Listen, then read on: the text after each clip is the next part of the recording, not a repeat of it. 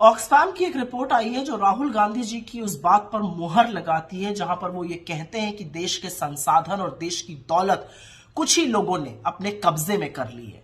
Oxfam की report का ये कहना है कि देश की 1%, मात्र 1% आबादी के पास इस देश की 40% दौलत है और देश के 50% जनसंख्या के पास, मतलब आधी आबादी के पास मात्र 3% देश की दौलत है। अमीरों और गरीबों की ये खाई लगातार बढ़ती जा रही है और इसके बढ़ने का कारण है घटिया नीति निर्धारण जो सिर्फ अमीरों के लिए किया जा रहा है और गरीबों को उनके हाल पर छोड़ दिया जा रहा है। 2020 में बिलियनर्स की संख्या 100 थी, 2021 में 142 हुई और 2022 में वो बढ़कर 166 हो गई। आप ये सोचिए कि इन बिलियनर्स की आय प्रतिदिन 3000 करोड़ रुपए से ज्यादा पर बढ़ रही है।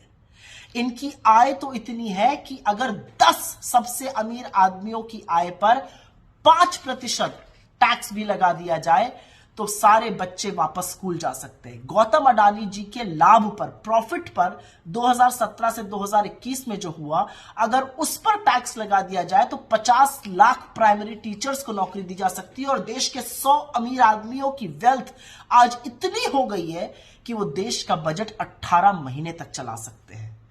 लेकिन बजाय गरीब को सहायता देने के गरीब की कमर तोड़ी जा रही। और ये ध्यान से सुनिएगा कैसे, क्योंकि इस देश का हर व्यक्ति टैक्स देता है। जो जीएसटी इनडायरेक्ट टैक्स होता है वो तो हर व्यक्ति दे रहा है और अमीर से अमीर, गरीब से गरीब एक ही रेट दे रहा है।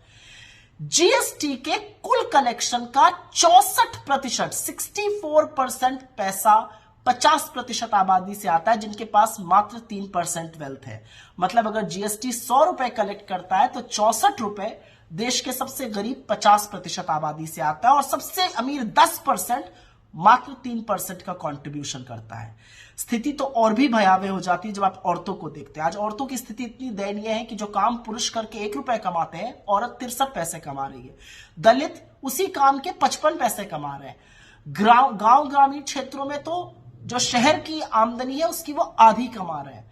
लेकिन बजाय नीति निर्माण, बजाय बजट, बजाय पॉलिसीज गरीबों को उबारने के लिए बनाई जाए, अमीरों के लिए ही बनाई जाती हैं।